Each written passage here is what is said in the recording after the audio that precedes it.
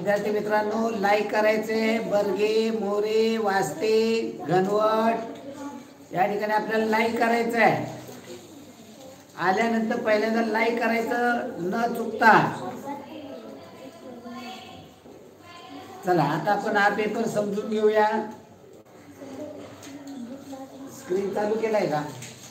बंद केला का? स्क्रीन बंद केला. चला, उतार्यावरती प्रश्न होता पहिला. आता उतारा तुमच्या याला आहे, स्क्रीनला मला घ्यायचा होता उतारा, पण त्यांनी बंद केला स्क्रीन. पहा उतारा काय होता. जगातील सर्वाधिक लोकप्रिय खेळात फुटबॉल, टेनिस, गोल्फ या खेळांचा समावेश आहे. जे फुटबॉल आपण पाहिलेला आहे, टेनिस हे लॉन टेनिस असतं, ते लॉन टेनिस, आणि गोल्फ म्हणजे छोटासा बॉलच मोठ्या ग्राउंडवरती छोटी होलं केलेली असतात, त्यामध्ये बॉल लावायचा असतो काठीने ढकलून. फुटबॉल खेळ लोकप्रिय होण्याची बरीच कारणे आहेत. फुटबॉल खेळ खेळायला सगळ्यात सोपा आहे.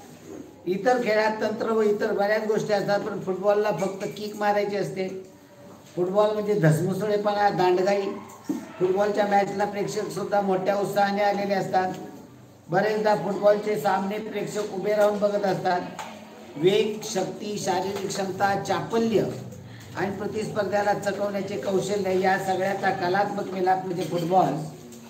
गोल करण्यासाठी खेळाडू त्यांचे सर्वस्व पणाला लावून मैदानात पळत असतात. त्यावेळी फुटबॉल प्रेमींच्या काळजाची धडधड क्षणोक्षणी वाढत असते. मॅचच्या वेळी प्रेक्षक त्यांच्या आवडत्या क्लबचे किंवा देशाचे राष्ट्रगीत म्हणत असतात.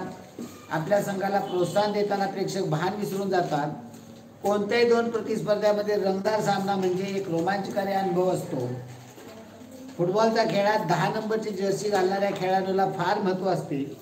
इंग्रजांनी भारतात फुटबॉल या खेळाची सुरुवात केली. स्वतंत्र भारताने प्रथम 1948 साली लंडन येथे भरलेल्या ऑलिम्पिक स्पर्धेत फुटबॉल संघ पाठवला होता. 1951 साली दिल्ली येथील आशियाई क्रीडा स्पर्धेत भारताचा फुटबॉल संघ अजिंक्य ठरला होता. 1956 साली ऑस्ट्रेलियातील ऑलिम्पिक स्पर्धेत भारतीय फुटबॉल संघाने उपांत्य फेरीपर्यंत मजल गाठली होती. पण त्यानंतर मात्र भारतीय फुटबॉलची सतत पिछेहाट होत गेली. 2006 मध्ये या स्पर्धेत भारताचे रँकिंग 117 होते, ते आज 132 वर गेले. जगामध्ये खेळणाऱ्यांचं जे रँकिंग केलं जातं त्यात भारताचा आता नंबर 132 हवा आहे, एवढ्या खाली आहे. ज्याद्वारे आपण 1951ला फुटबॉल स्पर्धेत संघ पाठवला. 1956ला ऑस्ट्रेलियाच्या स्पर्धेत आपण उपांत्य फेरीपर्यंत मजल मारली. तर 1951ला दिल्लीच्या आशियाई क्रीडा स्पर्धेत आपण अजिंक्य ठरलो. आता प्रश्न पहा, फुटबॉल खेळात खेळाडू कशासाठी आपले सर्वस्व पणाला लावतात? कशासाठी? गोल करण्यासाठी. दुसरा भाग, कोणत्या सालच्या ऑलिम्पिक स्पर्धेत भारतीय फुटबॉल संघाने उपांत्य फेरीपर्यंत मजल गाठली होती? उपांत्य फेरीपर्यंत गाठली होती मजल 1956 साली ऑस्ट्रेलियामध्ये झाली होती. त्याच्यामध्ये आपण उपांत्य फेरीपर्यंत मजल गाठली. आता बातमीवरती प्रश्न असतात पहा. आत्ता रिओमध्ये भारतीय कन्यांनी मारली बाजी. भारतीय मुलींनी रिओ ऑलिम्पिकमध्ये पदकं जिंकलेले. आत्तापर्यंतचा सर्वात मोठा ऑलिम्पिक संघ रिओत पाठवलेल्या भारताची शान म्हणून भारताच्या कन्याच पुढे आल्या आहेत. 2 पदके मिळवून देणाऱ्या PV सिंधू आणि साक्षी मलिक यांनी ऑलिम्पिकमध्ये पदतालिकेत भारताचे खाते उघडले. दीपा करमारकर हिने ऑलिम्पिकमध्ये चमकदार कामगिरी केली. साक्षी मलिक कुस्ती आणि PV सिंधू बॅडमिंटन यांना अनुक्रमे 1 कांस्य व 1 रौप्य पदक मिळाले. तर रिओ ऑलिम्पिकमध्ये एकूण किती पदके मिळाली? एकूण किती पदके मिळाली? तर 2 पदकं मिळाली. कोणती कोणती मिळाली? एक कुस्तीमध्ये कोणी मिळवलं? साक्षी मलिकने. तर बॅडमिंटनमध्ये PV सिंधूने. अशी 2 पदकं आपल्याला रिओ ऑलिम्पिकमध्ये मिळाली. PV सिंधू या खेळाडूला कोणत्या स्पर्धेत रौप्य पदक मिळालं? बॅडमिंटन, पर्याय क्रमांक 4 मध्ये. ओके, म्हणजे या पद्धतीनं तिसरा प्रश्नाचं पर्याय क्रमांक 4 आणि चौथ्या प्रश्नाचं पर्याय क्रमांक 4. तिसरं 4, चौथं 4 वाचते बरोबर आहे. ओके, चला 5वा प्रश्न पाहूया. अगदी सोपे पेपर आहेत. मार्क आपल्याला महत्त्वाचे निघले पाहिजेत. मार्क पण घ्यायचे राहून गेले रे आज मार्क. वय गेले. वय मार्क सांगा आता. तुम्ही मार्क टाकायचे राहिले.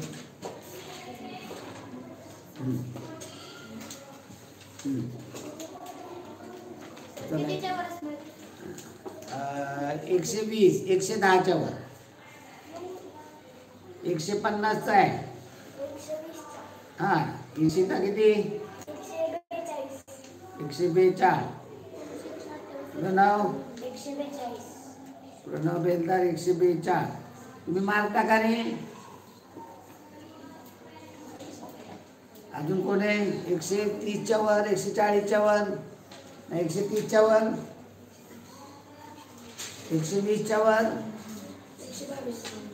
विक्रांत.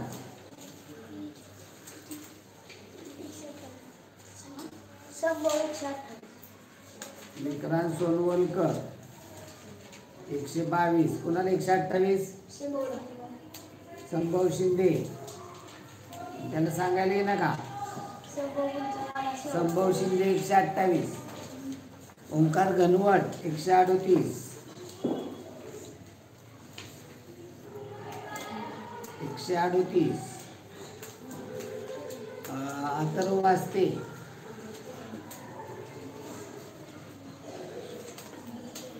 130. अनुराधा बर्गे 120. अजून कोणाचे 120च्या वर नाही. एवढा अवघड पेपर होता मग. चला कविता पा. खालील कविता वाचा. त्याकडे प्रश्नांची उत्तरे. ये माय भू तुझे मी हेडीन पांग सारे आणीन आरतीला हे सूर्य चंद्र तारे. आई तुझ्या पुढे मी आहे अजून ताना शब्दात सोड माझ्या आता हळूच पाना. आई तुझ्या पुढेही माझी व्यथा कशाला जेव्हा तुझ्यामुळे या जन्मास अर्थ आला. मी पाय धूळ घेतो जेव्हा तुझी जराशी माझी ललाट रेषा बनते प्रयाग काशी. आई तुझी अशी मी गाईन रोज गाणी माझी तुझ्या दुधाने गेली भिजून वाणी. तर याच्यामध्ये भाग मायभूमीच्या आरतीला कवी कोणाला आणणार नाही. प्रश्न काय नाही. आता तिथं सूर्य चंद्र तारे यांना आणणार. मी कोणाला आणणार नाही. समुद्राला. असे प्रश्न फसवे असतात. आईसाठी कवी रोज काय करणार आहे. आई तुझी अशी मी गाईन रोज गाणी म्हणजे काय. आईसाठी रोज आईची गाणी गाणार आहे. पर्याय क्रमांक 3. 6वा 3. चला 7वा प्रश्न संवाद आहे. आता हा संवाद कोण म्हणलेला आहे हे तुम्हाला तिथं पेन्सिलने हे लक्षात आलं पाहिजे. हे नावं लिहिली पाहिजे. राजू शाळेतून तंतन करीत घरी आला. त्याच्या पाठोपाठ सदू आणि गणेश राजूच्या घरी आले. म्हणजे सदू आणि गणेश कोण असणारे त्याच्या वर्गातले मित्र. सदू राजूच्या आईला म्हणाला काकू राजू का आला शाळेतून. तर सदू तो राजूच्या आईला म्हणाला. हे सदू म्हणलाय. अरे कोण. सदू ये ना राजू हातपाय धुत आहे. कोण म्हणाला असेल. सदूची आई. आई कोण आहे ग. कोण म्हणलं. सदू. तुझा मित्र सदू आवाज देते. आई कोण आहे ग. राजू म्हणाला. तुझा मित्र सदू आवाज देतोय. कोण म्हणला असेल. आई आज शाळेत माझी चित्रकलेची वही हरवली आहे. सदूने ती चोरली असावी म्हणून त्या चोरट्याला जा म्हणावं. मी आजपासून अशा भोलट्या चोरांना थारा लागून देणार नाही. चोरच्या चोराने शिरजो. कोण म्हणालं. राजू. संवाद चालू असताना तिथे महेश येऊन टपकला. राजूचे बोलणे ऐकून तो अस्वस्थ झाला. शांतपणे तो सर्व ऐकून घेत होता. कोण ऐकून घेत होता. महेश. राजू सदूने तुझी चित्रकलेची वही चोरली याला काय पुरावा आहे का. आई म्हणाली. आई गुरुजींना वहीबद्दल सांगताना तो स्मित हास्य करत होता. हाच खरा पुरावा. कोण म्हणालं. राजू. हे बघ राजू हसणे हा काही पुरावा होत नाही. तू त्याला वही चोरताना बघितलेस का? कधीही बोलताना विचारपूर्वक बोलावे, असा उगाच कोणावर आरोप करू नये. कोण म्हणालं? आई. तर आता याच्यावरचे प्रश्न पहा. संवाद किती व्यक्तीमध्ये झाला असावा? किती व्यक्तीमध्ये झाला असावा? कोण कोण? सदू, राजूच्या आणि राजू. याच्यामध्ये महेश बोललाय का रे? काय महेश तिथं आलाय, टपकला. राजूचे बोलणे तो ऐकून तो अस्वस्थ झाला, शांतपणे ऐकून घेतले. तो काय बोलला का? नाही. त्यामुळे संवादात व्यक्तीमध्ये भाग किती झाले? 3 व्यक्तीमध्ये 3 व्यक्तींनी भाग घेतलेला आहे. वरील संवादात कोणती म्हण वापरली आहे? कोणती म्हण वापरली आहे? चोरच्या चोर आणि शिरजोर. तिथं वापरली म्हण. चोर ते चोर वर शिरजोर म्हणलाय का नाही तो? हा, चोरच्या चोर आणि शिरजोर ही म्हण आहे. पुढे वाक्यात अधोरेखित शब्दाचा अर्थ कोणता?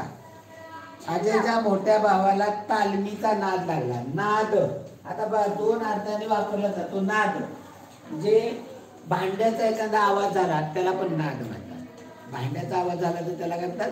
नाद. आता मला खेळायचा नाद आहे. नाद म्हणजे काय होतो? आवड. म्हणजे या ठिकाणी तो या वाक्यामध्ये तो अजयच्या मोठ्या भावाला तालमीचा नाद लागला म्हणजे काय?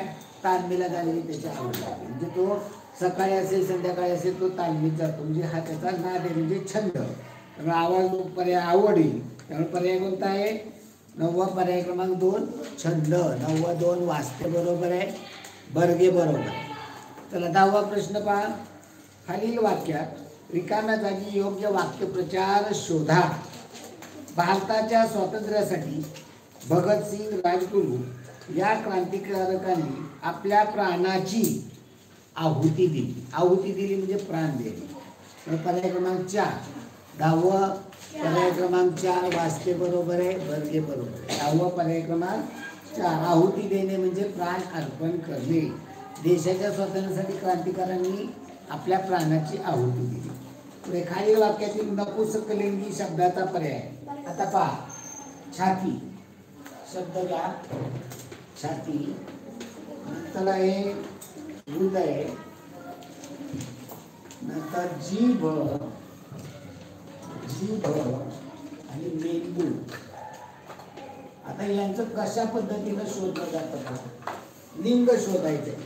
लिंग हे एका वस्तूचं बघितलं जातं. वर्गातल्या सगळ्या व्यक्तींचं एका वेळेस लिंग पाहता येत नाही. प्रत्येक ठिकाणी एक वचन करायचं असतं. त्यामुळे पहा छातीचं काय होईल? ती एक छाती. ती वापरलं म्हणजे कोणतं लिंग आलं? ती वापरलं म्हणजे स्त्रीलिंग. ती एक छाती. आता हृदय. ती एक हृदय. काय म्हणाल? तो एक हृदय. ते एक हृदय. ते वापरलं म्हणजे ते कोणतं लिंग झालं? ती. आता याला एक शब्द वापरायचा असतो. ज्यामध्ये एक वचन केलं म्हणजे आपल्याला ते लक्षात येतं. ती एक छाती म्हणजे स्त्रीलिंग आलं. ते एक हृदय ते वापरावं लागलं म्हणजे हे कोणतं झालं? नपुंसकलिंगी. नपुंसकलिंगी. आणि जीभ लाभा. जीभ काय म्हणाल? ती एक जीभ. ती एक जीभ. ती वापरावं लागली म्हणजे हे कोणतं आलं? स्त्रीलिंग आलं. आणि मेंदू पहा. तो एक मेंदू म्हणजे कोणतं लिंग आलं? तो म्हणलं की पुल्लिंग. या पद्धतीनं लिंग शोधायचं असतं. एक वचन करून द्यायचं असतं. तुम्ही सवय लावून घ्या. पहा फुलं.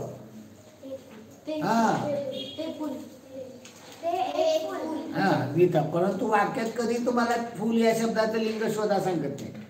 वाक्यात आलेलं असतं प्राजक्ताची फुले टपटप पडली. प्राजक्ताची फुले टपटप पडली. फुले या शब्दाला अंडरलाईन असताना विचारलं जातं तुम्हाला की याचं लिंग ओळखा. लगेच तुम्हाला म्हणतात ती फुले. ती फुले स्त्रीलिंग. उत्तर लिहून टाकता. पहिला पर्याय दिलेला असतो. इथं चूक का घडली? लिंग फक्त एका आणि एका वस्तूचं पाहिजे असतं. त्यामुळे एक वचन केलं पाहिजे. एक वचन करणं लक्षात राहत नाही म्हणून अगोदर एक शब्द वापरला की तुमच्या लक्षात येईल. मग काय म्हणाल? फुलाला सांगा बरं. फुलाचं लिंग शोधायचं. कसं शोधाल? ते एक फूल म्हणजे ते वापरलं म्हणजे ते फूल हा शब्द कसा आहे? नपुंसकलिंगी. पुढे पहा. खालील वाक्यात एकूण किती नामे आली आहे? मोगरा, जाई आणि जुई ही सुवासिक फुले आहेत. यात किती नामे आलेली आहेत? 12वा प्रश्न पहा. मोगरा नाव आहे झाडाचं फुलाचं. जाई हे पण आहे. जुई आहे आणि फुले हे एक आले. आता तुम्हाला सुवासिक आहे विशेषण आहे. फुलांच्या बद्दल विशेष माहिती दिली. सुवासिक आहे आणि आहे काय? क्रियापद आहे. म्हणजे प्रत्येक वाक्याबद्दल नाम, सर्वनाम, विशेषण, क्रियापद आपल्याला शोधता आलं पाहिजे. त्यामुळे मोगरा, जाई, जुई आणि फुले ही नाम 4 आलेली आहेत. त्यामुळे पर्याय क्रमांक 1. पुढील पर्यायातून शुद्ध शब्दाचा पर्याय शोधा. निरीक्षण. आता हे पुस्तकातले शब्द असतात आणि हे आपल्याला शोधायचं असतं. निरीक्षण. हा पहिला पर्याय निरीक्षण. दुसरा दिलाय निरीक्षण. तिसरा पर्याय दिलेला निरीक्षण आणि चौथा पर्याय दिलेला आहे निरीक्षण. याच्यामध्ये थोड्याशा ऱ्हस्व दीर्घच्या चुका असतात. कोणता येईल पर्याय? पर्याय क्रमांक 3. आपल्या पुस्तक याच्यासाठी तुमचं वाचन खूप असलं पाहिजे. तुम्ही रोज एक धडा वाचला पाहिजे किंवा एक पान बाहेरचं वाचलं. खालील पर्यायातून एकवचनी शब्दाचा पर्याय शोधा. पहा. काटा, लाटा आणि रायमिंग वर्ड असतं. वाटा. चौथा काय? खाटा. आता यांचं वचन पाहिजे. वचन म्हणजे एक वचन आणि अनेक वचन. खाटा. प्रत्येक नामामध्ये ती वस्तू एक आहे का अनेक आहे याचं गुणधर्म असतो. त्याला वचन असं म्हणतात. आता याचे एक वचन अनेक वचन करून बघायचं. एक काटा, 5 म्हणजे हा कसा आला? एक वचनी. एक काटा, 5 काटे. म्हणजे काटा एक वचनी, काटे अनेक वचनी. लाटा. एक लाट, 5 म्हणजे हा कसा आला शब्द? नुसतं म्हटलं तरी तुम्हाला कळत. म्हणजे हे कच्चं काम कसं करायचं असतं हे तुम्ही लक्षात घ्या. वाटा. एक वाट, 5 म्हणजे वाटा कसा आला? अनेक वचनी. खाटा. एक 5 म्हणजे कसा आला? एक वचनी कोणता येईल? काटा. पुढे सुसंगत वाक्याचा परिचय. या ठिकाणी 5, 4, 3, 4 जेवढे प्रश्न असतील ते एकत्र वाचायचे. पर्याय वाचायचे. त्याचे क्लू पहिल्याचा दुसऱ्याचा तिसऱ्यात कुठेतरी दिलेला असतो तो शोधायचा. पहा. टिंबटिंब मेघांनी दाटून आले होते. पक्षी, विमान, नभ, पतंग. अचानक सोसाट्याचा टिंबटिंब. बाण सुटला, दोरा सुटला, थवा सुटला, वारा सुटला. छाती धडकी भरवणाऱ्या ढगांचा टिंबटिंब सुरू झाला. किलबिलाट, गडगडाट, कडकडाट, चमचमाट. म्हणजे इथं काय झालं असेल हे लक्षात येतं. म्हणजे इथे पावसाचं वातावरण आहे, पाऊस पडतोय, वारा म्हणजे सुटलेला आहे. इथं परिस्थिती तुमच्या लक्षात आली. आता प्रश्न पहा. टिंबटिंब मेघांनी दाटून आली होती. काय दाटून आले होते? तर आभाळ भरून आले. तर मग आभाळाचा दुसरा समानार्थी शब्द काय? नभ. तिसरा पर्याय नभ मेघांनी दाटून आले होते. 15-3. 15-3 वाजते बरोबर आहे. 16वा प्रश्न पहा. अचानक सोसाट्याचा वारा सुटला. तर पर्याय क्रमांक 4 सोसाट्याचा वारा सुटला. 16-4 आहे. 17 पहा. बर्गे बरोबर आहे 16चं. 17वा प्रश्न. छाती धडकी भरवणाऱ्या ढगांचा टिमटिंब सुरू झाला. ढगांचा काय असतो? गडगडाट. किलबिलाट कोणाचा असतो रे? पक्ष्यांचा. गडगडाट कोणाचा असतो? ढगांचा. कडकडाट कोणाचा असतो? कडकडाट विजांचा. आणि चमचमाट कशाचा असतो? तो विजांचा. पण चमचमाट आवाज दर्शक नाही, कडकडाट आवाज दर्शक. त्यामुळे झाडाचा अचानक झाड मोडल्याचा कडकडाट ऐकू आला असं पण होऊ शकतो. टाळ्यांचा कडकडाट असंही होऊ शकतं. पुढे तर छाती धडकी भरवणाऱ्या ढगांचा गडगडाट सुरू. आता 18वा प्रश्न पहा. खालील वाक्यात किती प्रकारची विरामचिन्हे आली आहे? मुले म्हणाली. आता हे सगळं व्यवस्थित समजून देतोय, व्यवस्थित लिहून घ्यायचं. मुले म्हणाली. एकेऱ्या अवतरांची दुहेऱ्या अवतरांची नामध्ये काय रे कोण तू,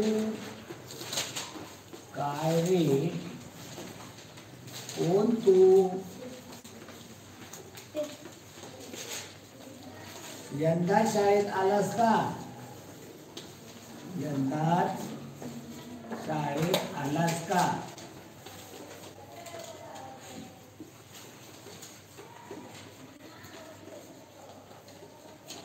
पाण्याने करून इथे दुहेऱ्या अवतरण चिन्ह कोण. प्रश्न काय? खालील वाक्यात किती प्रकारची विराम चिन्ह आली आहे? आता किती प्रकारची, हे कोणतं आहे रे? हे विराम चिन्ह स्वल्प विराम, हे आहे स्वल्प विराम. हे कोणतं चिन्ह आहे? हे दुहेरी अवतरण चिन्ह. हे कोणतं आहे? हे कोणतं चिन्ह आहे? उद्गारवाचक चिन्ह. शेवटला आलेलं ते कोणतं आहे? प्रश्न चिन्ह. याच्यात किती प्रकारचे विराम चिन्ह आले? आणि ते दुसरे दिसतंय ना, हे कोणतं चिन्ह? हे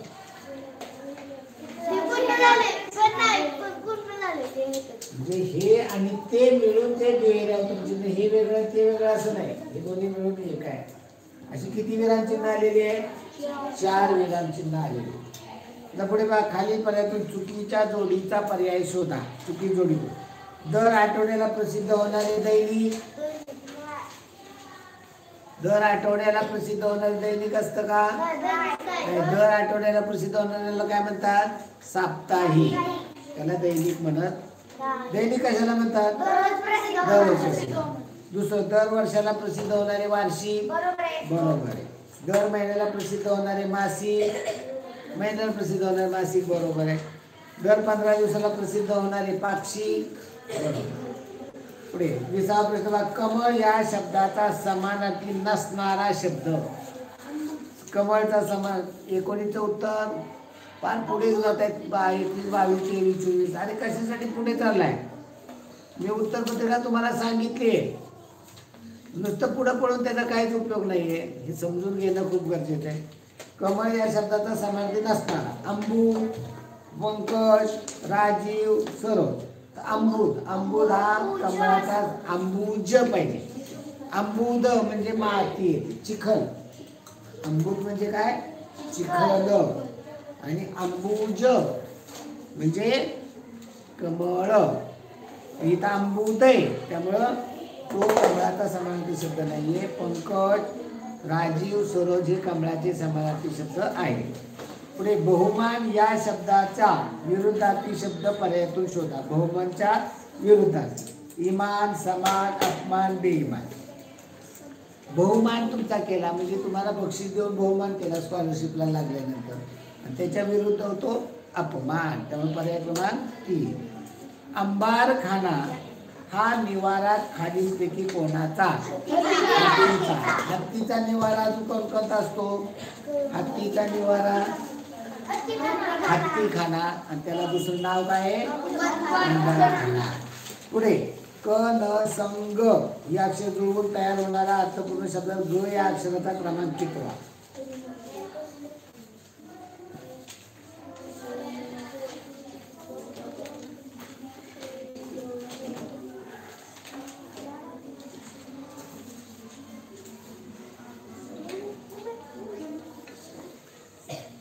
काय बसेल रे? क न संग. संगणक. म्हणजे इथं तुमचं वाचन प्रचंड असेल ना, तर याच्यापासून तुम्हाला शब्द बनवता येणार आहे. संगणक. आणि मग संगणकचा समानार्थी त्याला न चा क्रमांक किती आहे? न चा क्रमांक तिसरा आहे. डावीकडनं म्हणतो का उजवीकडनं नंबर देतो आपण? नाही. कुसुमाग्रज हे कोणत्या नाटकाचे नाटककार आहेत? कुसुमाग्रज हे कोणत्या नाटकाचे नाटककार आहेत? तर कुसुमाग्रज हे नाटकाचे विचारलेले आहे, त्यामुळं नटसम्राट या नाटकाचे लेखक आहेत, नाटककार आहेत. त्यांनी ते कुसुमाग्रजांनी नटसम्राट हे नाटक लिहिलेलं आहे. खालीलपैकी जोड शब्द नसलेला दिवावाद, दिन दुबळा, दान धर्म, दगा फटका. तर इथं दिन दुबळा आहे, दान धर्म आहे, दगा फटका आहे, पण दिवावाद नाही, दिवा बत्ती असा तिथं जोड शब्द होतो. पुढे आता 49 कोटी 4,09,000 ही संख्या अंकात कशी द्या? बघा इथं मी तुम्हाला हे पहा, शिकवत असताना काही क्लुप्त्या तुम्हाला देत असतो. आता ज्या तुम्हाला माहिती असतील असं नाही, रेग्युलरच्या शिक्षणामध्ये ह्या गोष्टी येतात असं नाही. आता तुम्हाला जर संख्या लिहायची असेल तर तुम्हाला लक्षात ठेवायचे काय? मला 10 अंकी 11 अंकी संख्या वाचायला येते. काय लक्षात ठेवायचे? अकोला, का अकोला हस, अकोला हस. आता आपण संख्या जेव्हा वाचतो ना तेव्हा त्याचे गट करतो. पहिला एकक दशक शतकाचा म्हणजे हा तिघांचा गट असतो, एकक दशक शतकाचा. दुसरा लाख, हजार आणि दशहजारचा या दोघांचा गट असतो. तिसरा लाख दशलाखचा गट असतो. चौथा कोटी दशकोटीचा असतो. पाचवा अब्ज दशाब्जचा. याच्या पुढे खर्व दशखर्वचा, पद्म दशपद्मचा वाढत वाढत जाणार.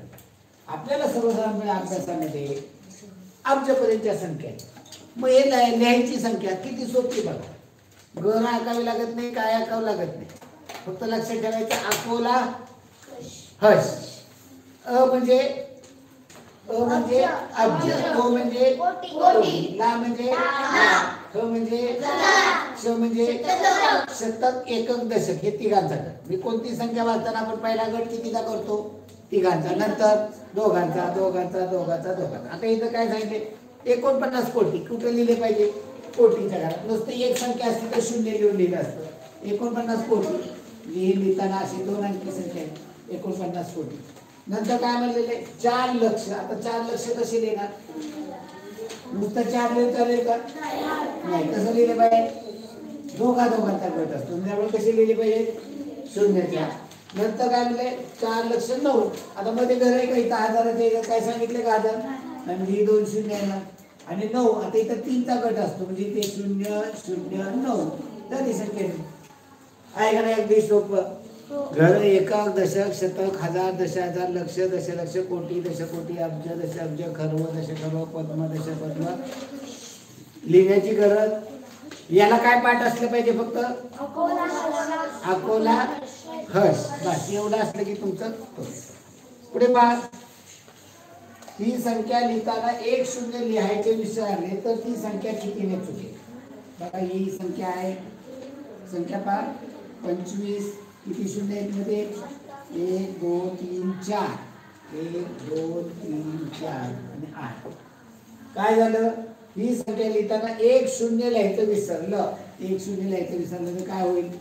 ही संख्या 1 शून्य म्हणजे ही संख्या मी कितीने चुक काय करावं लागेल? यांची 8 8 गेले, 0 गेले, 0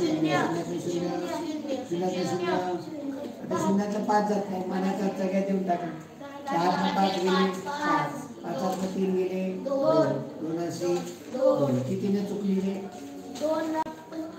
एकक, दशक. आता तुम्हाला गट कशी सांगितली? पहिला तिघांचा, नंतर दोघांचे गट पाहिजे. कितीने चुकली? 22,50,000 ती संख्या लिहायची चुकली. त्यामुळे पर्याय क्रमांक किती येईल? 27. पर्याय क्रमांक 2. 28 सोपा. 9 दशक अधिक 4 दशलक्ष अधिक 5 दशकोटी अधिक 22 सुट्टे अधिक 1 सहस्र बरोबर किती? पहा, तुम्हाला घर आखून तर मी ते शिकवलेलं आहे.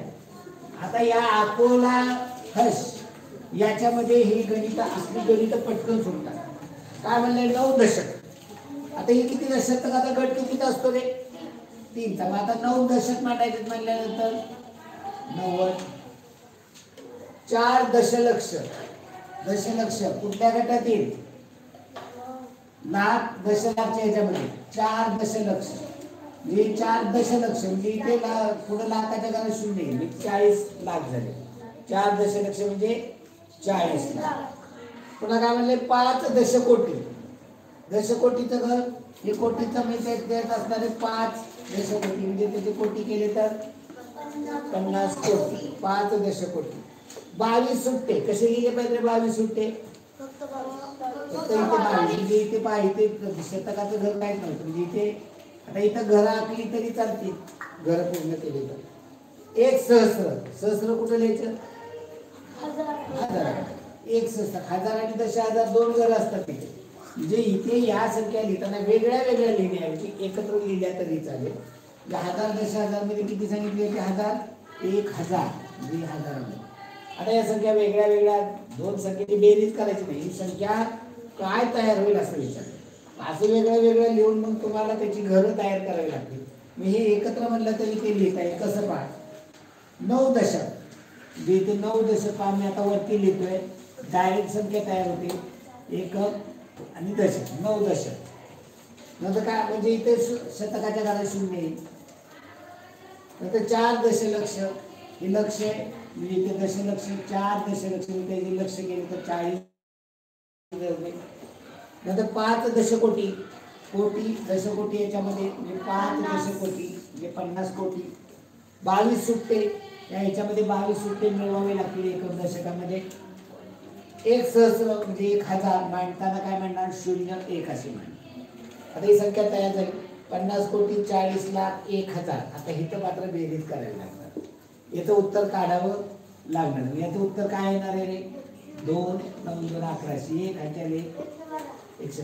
काय झाली संख्या वाचा 50 कोटी 40 लाख 1112.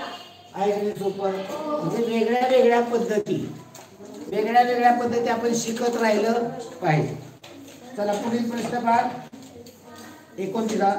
501 हे अंक कमीत कमी एकदा वापरून तयार होणाऱ्या 5 अंकी मोठ्यात मोठ्या व लहानात लहान संख्येतील फरक येतो.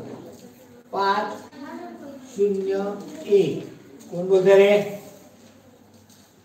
या बसना 5 अंकी लहानात लहान आणि मोठ्यात मोठी. आता मोठी बनवूया. आता 3च अंक आहेत म्हणल्यानंतर आपल्याला किती अंक रिपीट वापरावे लागतील 5 अंकी बनवायची म्हणल्यानंतर. तर हा अंक हे 2च राहिले की हा मोठा अंक 3 वेळा वापरावा लागेल. मग हे 2 वेळा असे एकूण 5 वेळा. मोठ्यात मोठी कोणती बनेल 5 अंक 3 वेळा वापरला आणि मग हा त्या अंकांचा उतरता क्रम लावला की आपल्याला मोठ्यात मोठी संख्या तयार होईल. आपल्याला 5 अंकी बनवायची पण आपली पर्यंत या तिघांचं 510 बनला. आपल्याला मोठ्यात मोठी बनवायची म्हणून मोठा अंक रिपीट वापरला. आता लहानात लहान बनवताना काय होईल 0 1 5 चढता लिहिला की लहानात लहान बनते. पण ही लहानात लहान 2च अंकी झाले. आपल्याला ही लहानात लहान किती अंकी बनवायचे 5 अंकी. मग कोणता अंक वापरला पाहिजे 0 जास्त वेळा वापरला पाहिजे. म्हणजे इथे मग 0 0 0 1 5 झाली का 5 अंकी 2 अंकी. 5 अंकी कशी बनवा मी काढावून आपल्याला हा पुढे टाकावा लागेल. म्हणजे काय बनेल 5 अंकी लहानातला काय बनेल तुला दिसतंय का पायावरचं पायावरचं दिसतंय का तुम्हाला. पलीकडे जागा मोकळी आहे तुम्ही इथे बसल्या खुर्चीच्या मागे. मला एकच काम वहीमध्ये पाहिजे तर ती बनेल 10,005. आणि याची काय करायची आपल्याला फरक विचारलाय वजाबाकी करा. 0 5 जात नाही. हे मानाच्या आजच्याची बेरजेची पद्धत व्यवस्थित लक्षात घ्या. 0 5 जात नाही. मानाचा आजचा घ्या पुढल्या घरात ठेवून टाका. 10 5 गेले 5 राहील. 1 गेला 0. पाचातनं शून्य गेले 5, पाचातनं शून्य गेले 5, पाचातनं गेला 4. किती आलं उत्तर? 45,505. पर्याय क्रमांक 1. त्याला तिचा 5 अंक जात नाही अशा 2 अंकी एकूण संख्या. आता पहिल्यांदा 2 अंकी एकूण संख्या किती आहेत? 1 अंकी संख्या 9 आहे. 2 अंकी संख्या किती आहेत? 2 अंकी संख्या किती आहे? किती आमचं लक्ष आहे ते पहा. तर एक पहिली सगळ्यात लहान 2 अंकी संख्या 10 आहे आणि सगळ्यात मोठी 99. 10 पासून 99 पर्यंत. आता एक मोजायच्या कशा? 99 मधनं 10 गेले की 89 जातात. मग 90 म्हणतोय, मग हे कसं काय चुकतंय? इथं मोजण्याची पद्धत काय आहे? तर या संख्या मोजण्याची पद्धत नाही. 99 मधनं 10 वजा केले 89 झाले. मग 90 काय मोजले नाही? कुठले मोजले नाही? कुठली? 100 3 अंकी मोजली कुठली नाही मला सांग. सगळ्यात लहान 2 अंकी संख्या कोणती? सगळ्यात शेवटची 2 अंकी संख्या कोणती? 99 मधनं 10 गेले 89 येते. मग 90 कसं म्हणतात? काय 9 जाणार? हा कुठं 9 ह्याच्यात झाले? 1 ते 9 धरले कुठं ह्याच्यात? इथे जसं आपण झाड लावताना पहिली संख्या वजा होते ना, पहिली संख्या आपल्याला तिथं आपण धरली जात नाही, तसं होतंय की 99 मधनं 10 वजा केले ते 89 येतं. तिथं पहिली संख्या काउंट त्यामध्ये केलेली नसते म्हणून अधिक 1 करायचं. हा मुलांचे कायम चुकावतात. नोटा नाण्यांच्या नोटाच्या याच्यामध्ये माझ्याकडे या नंबरपासून या नंबरपर्यंतच्या नोटा आहेत. इथं कायम असा 1चा प्रश्न येतो. हे चुकतं. हे समजून कसं घ्यायचं? तर 1 ते 100 पर्यंत किती संख्या आहे? 1 ते 100 100 आहे. इथं काय कोणाचं ऑब्जेक्शन आहे का अडचण? 1 ते 100 पर्यंत 100 संख्या आहे. मग आता याच्यामध्ये नसणाऱ्या कोणत्या आहेत पहा. आता 2 अंकी 1 ते 100 मध्ये आपल्याला विचार 1 ते 100 पर्यंत 100 आहे. त्यातली 1 अंकी संख्या किती? 1 2 3 4 5 6 7 8 9. किती झाल्या? 9. 1 अंकी 9 आणि 3 अंकी 1. या 9 ने 1 किती झाल्या? 10. या इथून वजा केल्या राहिल्या किती? 9. या 90 मध्ये आपल्याला प्रश्न काय विचारलाय की या 2 अंकी संख्या ज्यात 5 अंक नाही अशा 2 अंकी संख्या. मग 5 अंक असणाऱ्या 2 अंकी संख्या सगळ्या वजा केल्या पाहिजे. मग 5 अंकी असणाऱ्या 2 अंकी संख्या कोणत्या? सांगा संख्या. एक स्थानी बघितल्या तर 5 असणाऱ्या 5 15 25 35 45 55 65 85 95. एक स्थानी 5 असणार. किती आले रे? एक स्थानी 1 2 3 4 5 6 7 8 9 10. एक स्थानी 10. 5 अंक 10 वेळा. आता दशक स्थानी असणाऱ्या पहिली कोणती? 50. 51 बसणार आहे 50. 51 52 53 54 55 56 57 58 59 60. नाही चालणार. ओके, म्हणजे लक्ष आहे ते. म्हणजे इथं दशक स्थानी 5 असणारे किती? 1 2 3 4 5 6 7 8 9 10. म्हणजे इथं 10 इथं 2 वेळा हा काय झाला? एकदा मग एककात मोजताना पण तो मोजला 1 स्थानी आहे म्हणून. इथं दशकात पण मोजला तो दशक स्थानी 5 आहे म्हणून. मग या ठिकाणी 5 असणाऱ्या 2 अंकी संख्या किती आहे? 18. तर इथे आपण जर 10 मोजल्या इथे किती येणार आहे? 3 2 5 आणि 4 9. 10 आणि 9 किती झाल्या? 19 संख्या झाल्या. 2 अंक 5 हा अंक असणाऱ्या. इथे मी डबल काउंट केला नाही, संख्या विचारली. आपल्याला 5 हा अंक किती वेळा येतो म्हणलं असतं तर आपण मोजूया. आता इथे 19 वेळा, त्यातनं हा एक 5 वजा केला पाहिजे का? एक आहे. हा एक वजा केला तर 2 अंकी संख्या, 5 अंक असणाऱ्या 2 अंकी संख्या किती? 18. 90 मधनं 18 वजा केल्या. 10 8 गेले 2 राहिले. आजचा देऊन टाकला. 9 2 गेले 7. 2 अंक 5 अंक नसणाऱ्या 2 अंकी संख्या किती आहेत? किती आहे? 72. तू नुसता बघा लिहून घेतोय का? तू घेतोय का लिहून? बघ मी लिहिलेलं नसेल ना तुम्ही फटके देईल म्हणून मी सांगतो, अगोदर सूचना देतो मी तुम्हाला. कारण हे खूप गरजेचं आहे की ज्या गोष्टी तुम्ही नवोदयला पाहिलंय की 50-60 मार्क असणारी, पण जसं जसं आपण पुढे करत करत करत करत गेलो तेव्हा अगदी 90च्या पुढे विक्रांत 90 पर्यंत आला का नाही गाठायला तू? म्हणजे तुम्ही लक्ष दिलं तर सगळ्या गोष्टी होतात. तुम्हाला मी शून्यात असून द्या, किती मार्क मी पडून द्या, पण तुम्ही क्लिअर केलं पाहिजे, सोडवलं पाहिजे आणि हे समजून घेतलं पाहिजे. चुकणारा प्रत्येक प्रश्न आपण मनापासून केला पाहिजे, तर आणि तर उपयोग होणार आहे. उठ रे, हा उठ, तिकडं बस पलीकडा, चाल तू पलीकडा, तू सर वेगळा, देशमुख नाही हो. पुढे प्रश्न पहा, 10 ते 20 यामध्ये मूळ संख्येची सरासरी. आता 10 ते 20 मधल्या सगळ्या मूळ संख्या माहित पाहिजे. 44, 22, 32, 23, 10 ते 20 मध्ये 1 ते 10 मध्ये 4 आहे, तर 11 ते 20 मध्ये 4. त्याची सरासरी विचारली. अगोदर मूळ संख्या सांगा कोणत्या आहेत? 11, 13, 17, 19. याची सरासरी विचारली म्हणजे सरासरी कशी काढतो? त्याची बेरीज भागिले एकूण संख्या. बेरीज किती होते? 9, 7, 16, 19, 20, 0, 2, 3, 4, 5, 6, 60. याची सरासरी काढायची म्हणजे भागिले 4, 4 एके 4, 7 ने 4 गेले, राहिले 2, 2 0 घेतले 20, 4 पंचे 20. किती येईल सरासरी? 15 सरासरी येणार आहे. चला पुढे रोमन संख्याचं सांगितलेलं आहे. रोमन संख्यावरचा प्रश्न आहे.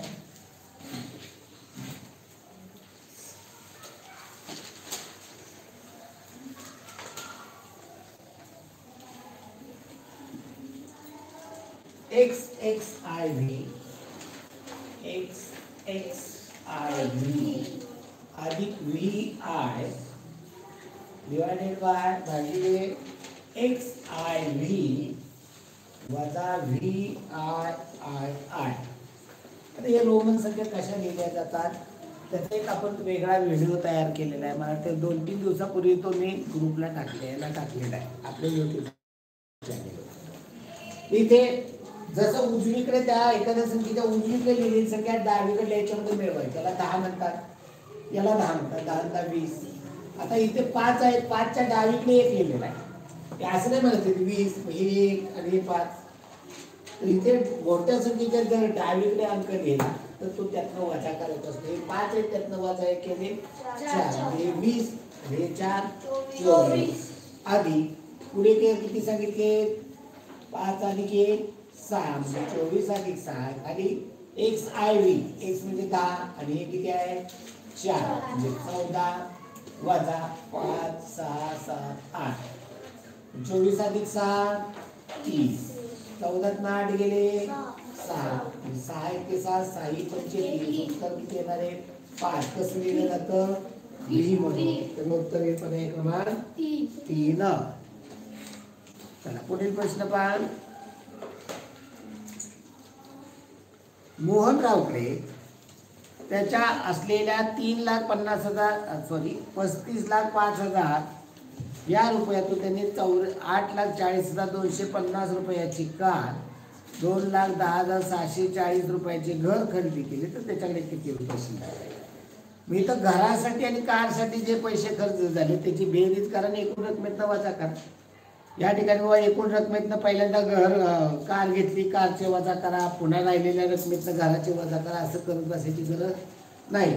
कारची घेतली किती? 8,40,250.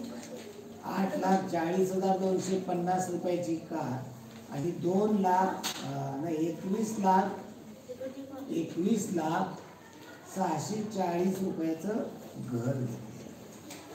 मी याची बेरीज करा. मी मगाशी 2 लाख म्हणलो, मी 5 आणि 4 9 6 आणि 2 8 0 0 4 4 8 आणि 1 9 2 8 जे 29,40,890 गेले.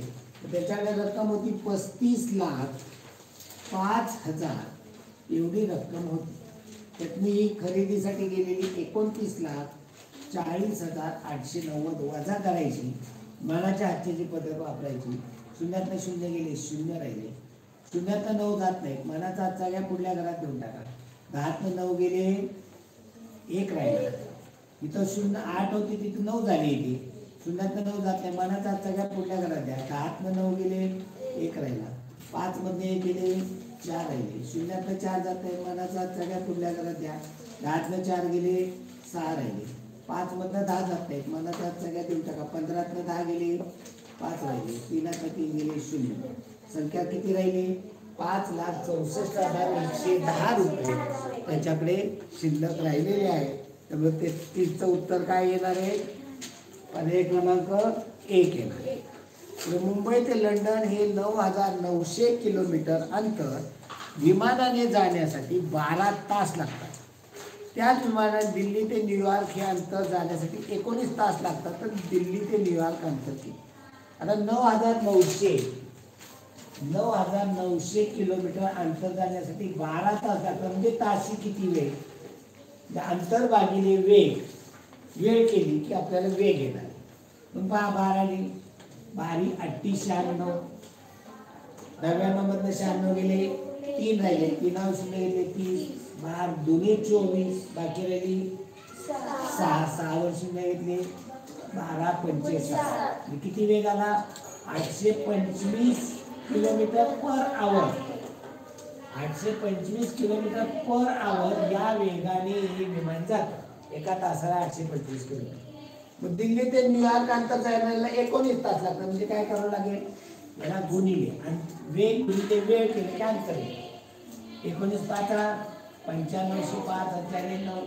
19 2 38 9. 47 47 4. 19 4 19 8 19 8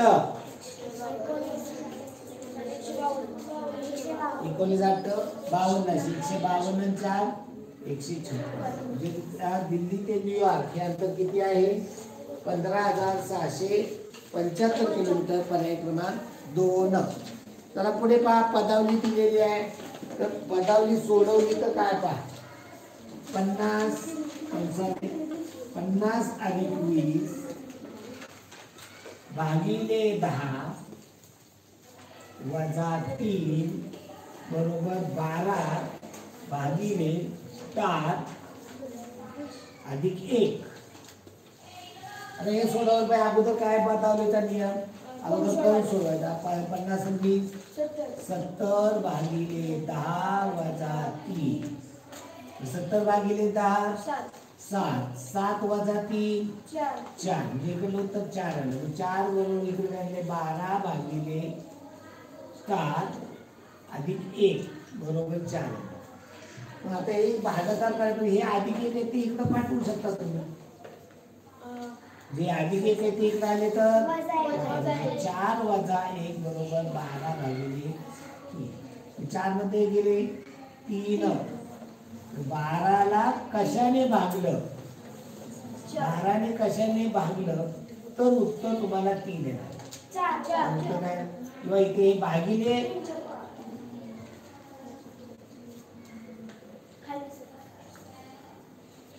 किंवा हे 12ला हे स्टार भागिले ते पाठवले इकडे तर गुणिले होते. म्हणजे भांडणी काय होणार आहे पहा? हे भागिले स्टार आहे ते इकडे पाठवतो गुणिले होते. म्हणजे 3 गुणिले स्टार बरोबर 12. मग हे 3 गुणिले ते तिकडे पाठवतो भागिले होती. स्टार बरोबर 12 भागिले 3 इथं काय 4. पुढे पहा, 8,042 या संख्येत खालील कोणती संख्या मिळवली असता येणाऱ्या बेरजेला 3 ने व 5 ने निश्चित भाग जाईल? 8,042. आता 8,042 3 ने व 5 ने निश्चित भाग जातो. 3 ने 5 ने निश्चित भाग जातो. याचा अर्थ 3 आणि 5चा काय करावं लागेल? लसावी काढावं लागेल. म्हणजे 3 आणि 5चं पहिलं गुणित काय येईल? 15 येईल. 3 आणि 5चं गुणित म्हणजे त्यांचा गुणाकार म्हणजे त्यांचा लसावी हा गुणित येतो. 3 आणि 5चा लसावी येतोय 15. मग याला 15 ने भाग घालून पाहिजे. जेवढी बाकी राहील त्याच्यामध्ये किती मिळवावे लागतील तेवढं बघायचं. आता हे बाकी लिहायचे म्हणून भागाकार मी बाजूला लिहितो. 15 5 75 बाकी राहिली 5. 5वर 4 घेतले 54. 15 15 15 त्रिक 45, 54 मधनं 45 गेले 9, या 9 वरती 2 उचलून घेतले, संख्या झाली 92, 15 सब 9 वर बाकी किती राहिली 2, यातनं 2 वजा केलेलं जी बाकी राहते तेवढी वजा केली की तुमचा या 3 ने 5 ने भाग जाणारी संख्या, पण आपल्याला म्हणजे यात मिळवायला लागतील की मग 15 जर पाड्यात असतं म्हणजे 15 येणार आहे, या 2 मध्ये किती मिळवल्या 15 होईल, 2 मध्ये किती मिळवल्या 15 होईल 13, म्हणजे याच्यामध्ये किती मिळवले पाहिजे आता 2 13, पर्याय क्रमांक 2 येणार. 40च्या सर्व विभाजकांची बेरीज किती, 40चे विभाजक विचारले, अवयव नाही, 40चे विभाजक सगळे विभाजक लिहायचे 40चे. पहिला प्रत्येक संख्येचा 1 हा विभाजक असतो, जेव्हा शेवटून पहिला 1 मिळतो तेव्हा शेवटचा पण तुम्हाला मिळत असतो, पहिला 1 आहे तर शेवटचा 40.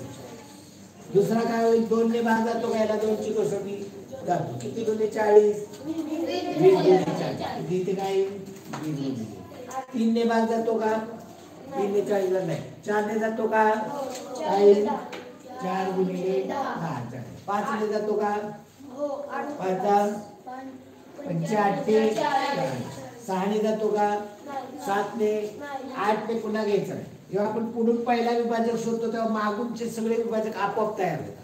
मी या सगळ्या विभाजकांची बेरीज विचारली, जिथे 1 अधिक 2 अधिक 4 अधिक 5 अधिक 8 अधिक 10 अधिक 20 अधिक 40 यांची बेरीज करायची. एककाची करूया, 0 0 0 8 5 13 4 17 18 19 20 0 चाले 2 4 2 6 6 2 8 ने 9 किती आले 90. सगळ्या विभाजकाची बेरीज किती येते 90. त्यामुळे पर्याय क्रमांक 4. मग इथे 5 डझन आंबे 240 रुपयांना विकत घेतले, वाहतुकीसाठी त्याला 60 रुपये खर्च आला. जर त्या व्यवहारात 120 रुपये नफा मिळवायचा असेल त्याला एक आंबा केवढ्याला विकावा लागेल. पहा 240 रुपयाला घेतले जी खरेदी किंमत आहे, त्याच्यामध्ये तुम्हाला वाहतुकीचा खर्च 60 रुपये आला, मी त्याची खरेदी किंमत झाली 300 रुपये. आता त्याला नफा पाहिजे 120 रुपये, जी खरेदी किंमत आहे. मी या खरेदीमध्ये नफा मिळवला 120 रुपये ही तुम्हाला विक्रीची किंमत येणार, हा नफा मिळवला की विक्रीची, विक्रीची किंमत किती पाहिजे 420 रुपये. त्याने एक आंबा केवढ्याला विकावा, म्हणजे काय करावं लागेल 420 भागिले 12 काय 60 कसं काय 5 डझन घेतले म्हणून भागिले 7, या शून्याला शून्य गेला 6 1 6 6 27. एक आंबा केवढ्याला विकावं लागेल 7 रुपयाला एक आंबा या दराने विकावं लागेल. तेव्हा 38चं उत्तर पर्याय क्रमांक 3 आहे. चला पुढे संख्या उतरत्या क्रमाने लावल्या, 4थ्या क्रमांकावर कोणती संख्या, आता या संख्या एकाखाली एक लिहायच्या. पहा विषयाची परीक्षा घ्यायची नाही आपल्याला. 58 0 28 संख्या मी एकाखाली एक लिहितो सगळ्या. 58 0 28 सगळ्या 5 अंकी संख्या आहे. दुसरे 58 0 82, 58 0 82. तिसरी आहे 58 820, 58 820. चौथी आहे 58 882, 58 882. आणि पाचवी आहे 58,028, 58,028. आता या संख्या उतरत्या क्रमाने लावल्या तर 4थ्या क्रमांक. उतरत्या क्रम म्हणजे पहिल्यांदा सगळ्यात मोठी, नंतर त्यापेक्षा लहान, नंतर त्यापेक्षा लहान, असा उतरता क्रम. यातली सगळ्यात मोठी कोणती, सगळ्यात मोठी अगोदर बघूया आपण. इथे 10,000 पाहिले सगळीकडे 5 5 5 तुलना करता येणार. हजारात बघितलं तर 8 8 आणि तुलना करता येणार. मग आता इथे शतकावर इथे 8 8 म्हणजे या दोन मोठ्या आहेत. यातली सगळ्यात मोठी कोणती, मग शतकावर नाही मग दशकावर, इथे 2 1 8 आहे. सगळ्यात मोठी 58,882 पहिल्या नंबरला येईल, ही दुसऱ्या नंबरला येईल. आता या दोन झाल्या. आता या दोघांवर आता यातली आपल्याला उत्तर टाकलं. 1 नंबरला येईल, 2 नंबरला, आता 3 नंबरला येईल. या तिघांमधली मोठी पण 58,000 58,058. इथे दशक सारी 0 0 0. दशकावर तुलना केली, इथे 2 आहे, इथे 8 आहे, इथे 8 आहे. यातली मोठी एकच 8 आहे, 2 आहे, 8 आहे. इथे 3 नंबरला येईल, 4 नंबरला येईल, ही 5 नंबर. आपल्याला काय विचारलंय, आपल्याला विचारलंय काय आपल्याला विचारले चौथ्या क्रमांक कोणती 58,082. पुढील प्रश्न पहा 180/225 बरोबर 180/225 बरोबर 2x अधिक 6 भागिले 45. आता याची किंमत करायची त्याला मोकळा करायचा हे भागिले 45 इकडे पाठवून द्या 180 गुणिले 45 भागिले 225 बरोबर 2x अधिक 6. याला भाग घालवायचा कशाने भाग द्या पहा 15चा वर्ग आहे 225 15 गुणिले 15 15चा वर्ग होतो इकडे 15 एके 15 18 15 गेले 3 राहिले 3 30 15 गुणिले 30 या 15 ने 15 त्रिक 25 म्हणजे 12 त्रिक 36 बरोबर 2x अधिक 6. या अधिक 6 इकडे पाठवून द्या वजा होतो म्हणजे 36 वजा 6 बरोबर 2x 36 मध्ये 6 गेले 30 झाले म्हणजे 2x बरोबर 30 x बरोबर भागिले दिले 2 तिकडे पाठवले भागिले 30 भागिले 2 उत्तर काय झाले 15. ओके खालीलपैकी सर्वात मोठा दशांश अपूर्णांक कोणता खालीलपैकी सर्वात मोठा दशांश अपूर्णांक कोणता. आता हे दशांश अपूर्णांकाची तुलना करताना जशी ही तुलना केली तशी तुलना करायची दशांश अपूर्णांकाची देखील दशांश चिन्हाखाली दशांश चिन्ह अशा या संख्या लिहायच्या असतात. पहिली 0 0 चिन्ह 842 0 चिन्ह 842 दुसरी दशांश चिन्हाखाली दशांश 0 चिन्ह 075 तिसरी आहे 0 चिन्ह 9 चौथी आहे 0 चिन्ह 090. यांची तुलना करायची असेल तर दशांश चिन्हानंतर सारखी स्थळ असली पाहिजे. मग इथं दशांश चिन्ह तर 3 आहे तिथे दशांश चिन्ह तर 3 आहे तिथं एकच आहे मग इथं काय करा 0 आणि मग यातला सगळ्यात मोठा कोणता होईल आपल्याला आता तुलना करता येईल. कोणताही पर्याय सगळ्यात मोठा पर्याय क्रमांक तिसरा हा सगळ्यात मोठा आहे. 1 लिटर तेलाचे वजन 910 ग्रॅम भरते तर 31.85 किलोग्रॅम वजन असलेले तेल किती लिटर भरते. 31.85 किलोग्रॅम वजन आहे भागिले 910 किलोग्रॅम एका लिटरचं तेल याचे किती लिटर होतील असा प्रश्न विचारलेला आहे आपल्याला. याचे लिटर करायचे आता लिटर करण्यासाठी याला भागिले 31 किलोग्रॅमला भागिले 910 ग्रॅम इथं पण उत्तर जे येणार ते लिटर मी तर दशांश चिन्ह काढून टाकायचं. मी किती घरे दशांश चिन्ह 2 ही 2 पुढे घेतली तर खाली 200. आता इथे 91ला कशाने भाग जातो रे पाडे पाठ पाहिजे 13 13 7 91 वरची 1 2 3 0 तिथे 13 ने 13 दुने 26 बाकी राहिली 5 5वरती 8 घेतले 58 3 4 52 58 मधलं 52 ला गेले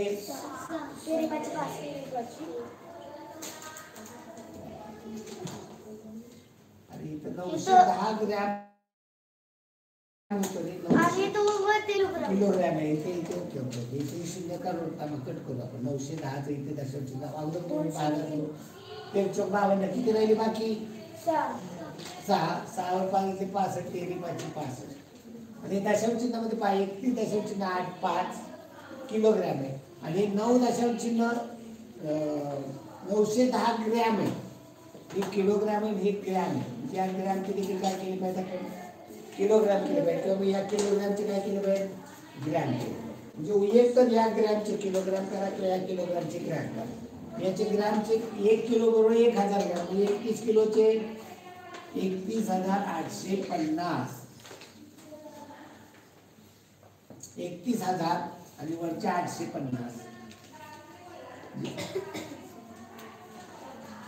31,850 एवढे ग्रॅम होईल त्याला लागले 910 करायचं होतं.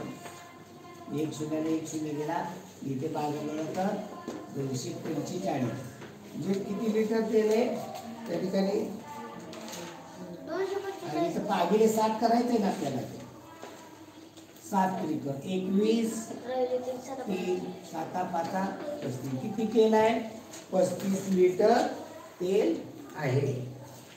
पुढे पहा, एका नळातून 20 सेकंदात 0.5 लिटर पाणी मिळते, तर अशा 3 नळातून 5 मिनिटात किती पाणी मिळेल? आता एका नळाचं काय, 20 सेकंदात 20 सेकंदामध्ये 0.5 लिटर, मग एका मिनिटात 60 सेकंदात काय झालं? इथे 20 ची तिप्पट झाली. नसेल कळत तर आपण डायरेक्ट याची 5 मिनिटात किती येईल ते पण करू. इथं तिप्पट झाली म्हणजे याची तिप्पट काय होणार आहे? 5 ते 15 दशांशाने एक संख्या काय होते, म्हणजे 60 सेकंदामध्ये 1.5 लिटर, म्हणजे 60 सेकंद म्हणजे एका मिनिटामध्ये 1.5 लिटर. 5 मिनिटामध्ये याची 5 पट झाली म्हणजे याची 5 × 15 75 7.5 लिटर, म्हणजे एका नळातलं 5 मिनिटामध्ये 7.5 लिटर मिळतं. मग अशी 3 नळ याची पुन्हा तिप्पट करावी लागेल. 3 × 5 = 1500, 5 असलेले 3 × 7 = 21, 22 दशांश किती उत्तर येईल? 22.5 लिटर एवढं पाणी मिळणार आहे. एखाद्याने जर 20 सेकंदामध्ये अर्धा लिटर, मग 20 सेकंद 5 मिनिटाचे सेकंद केले, एका मिनिटाचे सेकंद 60, 5 मिनिटाचे 300, 20ला अर्धा तर 300 असं केलं तरी चालेल. वसंताने एका कंपनीत 15 जानेवारी 2012 ते 23 मार्च 2012 या कालावधीत 150 रुपये रोजंदारीवर काम केले, तर या कालावधीत त्याला कामाचे किती रुपये मिळते? 15 जानेवारी ते 23 मार्च, 15 जानेवारी ते 23 मार्च पर्यंत किती काम केले? जानेवारीचे किती दिवस काम केले? जानेवारीचे 1 जानेवारीचे दिवस किती असतात? 21. त्यातनं न केलेलं काम वजा करायचं. 1 तारखेपासून 14 दिवस, 14 तारखेपर्यंत काम केलं नाही म्हणजे 14 वजा, म्हणजे 21 पासून 14 गेले, किती राहिले? 17 दिवस काम केले. फेब्रुवारी कोणतं साल आहे? 2012. लीप वर्ष आहे का? आहे. फेब्रुवारी किती दिवसात असणार आहे? 29. मार्चचे किती तारखेपर्यंत केले? 23 मार्च. म्हणजे मार्चचे 1 तारखेपासून 23 तारखेपर्यंत 23. असं किती दिवस काम केलं? 9, 7, 16, 3, 19, 9, 48, 2, 4, 5, 6, 69 दिवस काम केलं. रोजचा पगार त्याला किती? 150. याला 69ला 150 रुपयाने गुणायचं. तुम्हाला की सर 69 वर 150 वर लिहिले असते तर इथं सोपं आहे आपल्याला 15ने गुणलं. मग इथे 69चा पाडा येतो का? नाही. म्हणजे 9 ने गुणा, 6 ने गुणा असं करावं लागलं असतं. हा गुणाकार करू, हा 0 मांडून टाकू खाली. 2 9 135, 5 13, 90 13 100. किती पगार मिळेल त्याला? 10,350. मीनाकडे 2 रुपये, 5 रुपये व 10 रुपयाच्या समान नोटा आहेत. जर तिच्याकडे एकूण 425 रुपये असतील तर तिच्याकडे असलेल्या नोटांची एकूण संख्या. इथं 425 एकूण रक्कम भागिले नोटांची बेरीज. नोटांची बेरीज किती आहे? 2 रुपये, 5 रुपये, 10. किती येते? 425 भागिले 17. 17 दुने 34, 8 राहिले 17 25. म्हणजे 2 रुपयाच्या 25, 5 रुपयाच्या 25, 10 रुपयाच्या 25. एकूण नोटा किती होती? 75 नोटा होती. तर उत्तर 75 येणार आहे. पर्याय क्रमांक 3. 45चा पर्याय क्रमांक 3. 59, 49, 50, 51, 52 कुठं चाललंय कुठला प्रश्न? आपण काय टाकतोय? गुरव 59. 45वा प्रश्न चाललाय, आपण टाकतोय 59, 60. पुढे 46वा पहा. पी क्यू आणि किरण क्यू पी याच्या सामायिक बिंदूंनी तयार होतात. किरण पी क्यू पी बिंदूतून निघतो आणि क्यू बिंदूतून पुढे जाणारा असा हा पी क्यू किरण आहे. किरण म्हणजे इथे बाण आणि किरण क्यू पी म्हणजे क्यू बिंदूतून निघतो आणि पी बिंदूतून पुढे जाणारा हा किरण. म्हणजे मी वेगळा पुन्हा काढतो बघा. पी बिंदूतून निघणारा आणि क्यू बिंदूतून पुढे जाणारा किरण आणि या क्यू बिंदूतून निघून पी बिंदूतून पुढे जाणारा किरण याचा सामायिक बिंदू. हे दोन्ही एकत्र केलं, हे दोन्ही जोडले एकत्र तर काय होईल? इकडली जाणारी आकृती याला पी याला क्यू आणि ही क्यू मधनं पी मधनं जाणारी इकडे जाणारी आकृती. याला काय म्हणतात दोन्ही बाजूला बाण असणारी आकृती? त्याला म्हणतात रेषा. त्यामुळे उत्तर पर्याय होणार रेषा PQ. त्यामुळे पर्याय क्रमांक 3. समद्विभुज काटकोन त्रिकोणाच्या एकरूप कोणापैकी एका कोणाची माप टिंबटिंब असते. समद्विभुज काटकोन त्रिकोण आहे की काटकोन त्रिकोणाचा एक कोण काटकोन असतो. समद्विभुज आहे याच्या दोन्ही बाजू सारख्या आहेत, कर्ण वेगळा असतो. त्रिकोणाच्या तिन्ही कोणाची बेरीज 180 अंश असते. मग त्यातनं हा 90 वजा केला, 180 मधनं 90 गेले 90, या दोन कोणाची बेरीज 90 येणार. इथे एक नियम आहे त्रिकोणाचा, ज्या बाजू एकरूप आहे त्या समोरचे कोण एकरूप असतात. हे बाजू इथं एक 90 आहे, 180 तिन्ही कोणाची बेरीज मधनं 90 गेली तर 90, या दोन कोणाची बेरीज आणि हे दोन्ही कोण सारखे असणार आहे. 90 भागिले 2 करा, उत्तर काय येणार आहे 45 अंशाचा हा कोण आणि हा कोण देखील 45 अंशाचा येणार आहे. खालीपैकी चौकोनात चौरस कोणता? चौरस पर्याय क्रमांक 3 आहे. पहिला आहे आकृती ती कशाची आहे? पतंगाची. दुसरी आहे आकृती ती कशाची आहे? कशाची आकृती आहे? आयताची. तिसरी आहे ती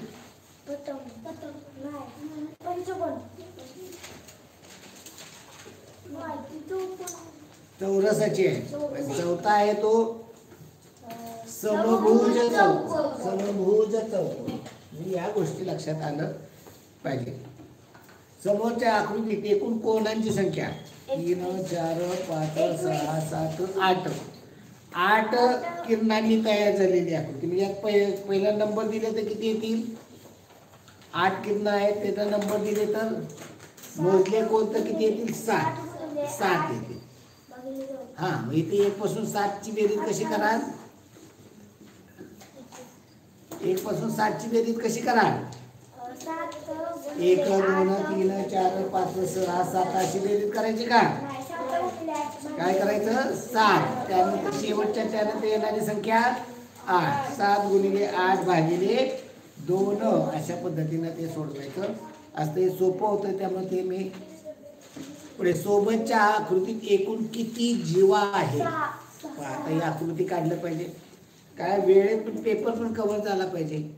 तर 24 मिनिटं फक्त राहिली. 24 मिनिटामध्ये आपल्याला 25-26 प्रश्न पूर्ण करायचे.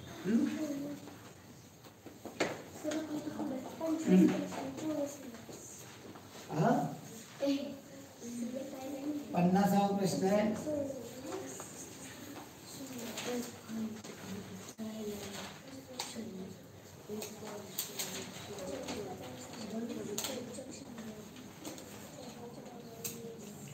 नावं पण द्यावी लागणार आहे, त्याशिवाय मोजता येणार नाही. A J I H G F E B C B A J. यातला जीवा. जीवा पहिले. जीवा कशाला म्हणतात? परिघावरील 2 बिंदू जोडणाऱ्या आकृतीला जीवा म्हणतात. मग परिघावरनं फिरायचं म्हणजे तुम्हाला जीवा ओळखू येतात. ही ए पासनं ही आय पर्यंत ही पहिली जीवा ए जे. अजून ए मधनं निघतोय का कुठला? नाही. जे पासनं बी पर्यंत, चला जे बी. आय पासनं पुन्हा ए जायचं का? नाही. एच सी ही सगळ्यात मोठी जीवा व्यास त्याला म्हणतात. जी पासनं जी एफ. एफ ने पुन्हा जीला नाही. E D D. डी मधनं निघते का? नाही. फक्त केंद्रापर्यंत जाते, याला जीवा नाही म्हणायचं. सी पासनं सी एच म्हणायचं का? एच सी घेतले. बी जे नाही. झाले 1 2 3 4 5 6 कुठं आणल्या? हा, ए घेतली नाही का? Okay okay okay. A I घेतलं. ए मधली नव्हती. Okay okay. एका समद्विभुज त्रिकोणाची समभुज त्रिकोणाची परिमिती 60 सेंटीमीटर असून त्याच्या बाजू एवढी रुंदी असलेल्या आयताची परिमिती 140 सेंटीमीटर असल्यास त्या आयताची लांबी रुंदीच्या किती पट आहे? एका समभुज त्रिकोणाची परिमिती. समभुज म्हणजे ज्याच्या सर्व बाजू एकरूप आहेत त्याला समभुज त्रिकोण म्हणतात. याची परिमिती 60 आहे. बाजू किती? 60 भागिले 3 20 येणारे बाजू. काय म्हणलं त्यांनी, त्याच्या बाजू एवढी रुंदी असलेल्या आयताची परिमिती 140. एक आयत आहे त्याची याची रुंदी 20 आहे, म्हणजे बाजू 20 आहे, या आयताची बाजू रुंदी 20 आहे आणि याची परिमिती 140 आहे. तर लांबी विचारलेली, परिमिती किती 140, त्याच्यामधनं रुंदीची दुप्पट वजा केली 40, तर तुम्हाला लांबीची दुप्पट येणार. हे सूत्र आहे, लांबी आणि रुंदीची दुप्पट. मग इथं परिमिती मधनं रुंदीची दुप्पट वजा करून टाकली माहिती आहे ती. 140 मधनं 40 गेली 100. ही दोन्ही लांबीची बेरीज आहे. म्हणजे x बरोबर 100 भागिले 2 केलं तर उत्तर किती येणार आहे. त्या त्रिकोण आयताची लांबी 50 आहे. 75 मीटर लांबी असलेल्या भिंतीची उंची लांबीच्या 1/3 पट. अशा भिंतीला दोन्ही बाजूने 55 रुपये प्रति मीटर चौरस मीटर पर्यंत देण्यासाठी किती खर्च येईल. 75 मीटर लांबी आणि रुंदी दिलेली आहे लांबीच्या 1/3 पट. 3 दिले 3 गुणे 6 3 5 15. रुंदी आणि 25. 75 गुणिले 25 एवढं क्षेत्रफळ येणार आहे. आणि त्याला दोन्ही बाजूने आता क्षेत्रफळाला पुन्हा एका बाजूचं तेवढं ते दुसऱ्या बाजूचं. हा गुणाकार करू अगोदर. 25 5 25 आणि 125 12 25 7 75 175 12 187 1875 चौरस मीटर क्षेत्रफळ एका बाजूचं. दोन्ही बाजूने द्यायचं म्हणजे दुसऱ्या बाजूचं एवढंच असणार आहे. याची दुप्पट करा. 2 पंचे 10 0 चले, 2 7 14 15 5 चले, 2 16 17 7 चले, 2 2 3750 दोन्ही बाजून झाले. आणि 55 याचं एका मीटरला 55 रुपये खर्च येतो. याला गुणिले 55. आता 55चा पाढा येत नाही. 5 गुणिले 5 0 0 5 5 25 2 37 5 15 3 18. आता दशकाने गुणायचे 0 लिहायचं हेच लिहायचं.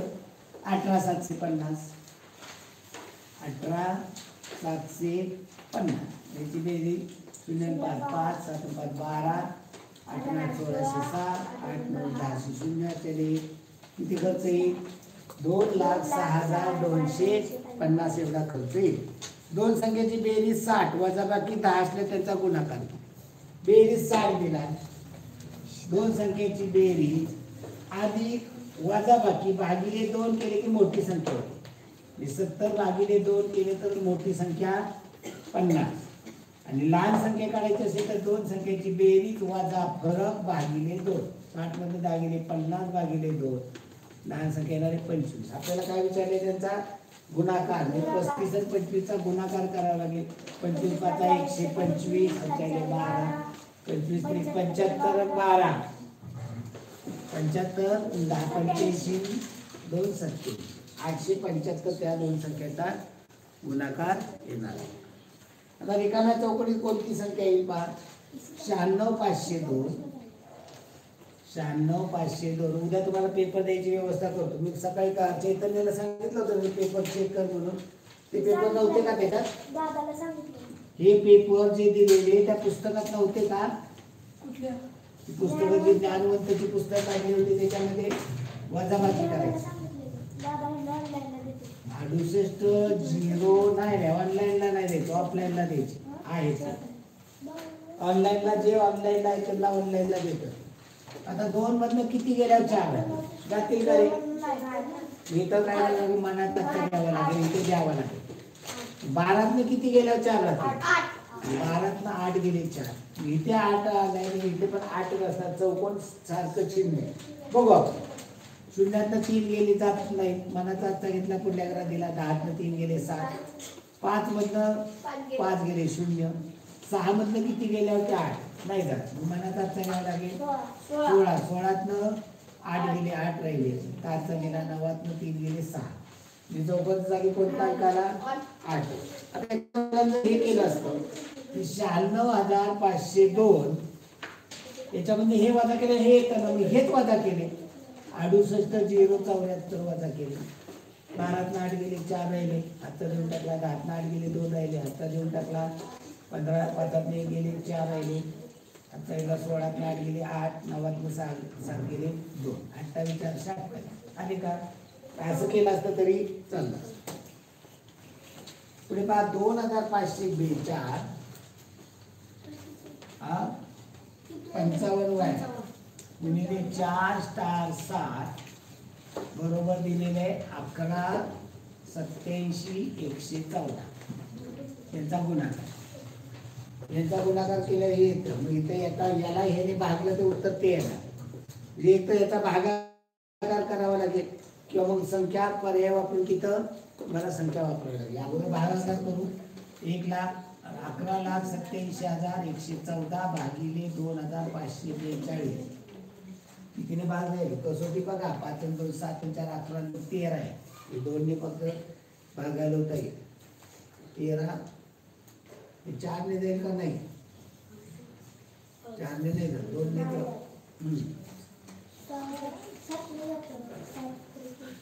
7 ने जातोय. 7 त्रिक 21 4 7 4 नाही जात.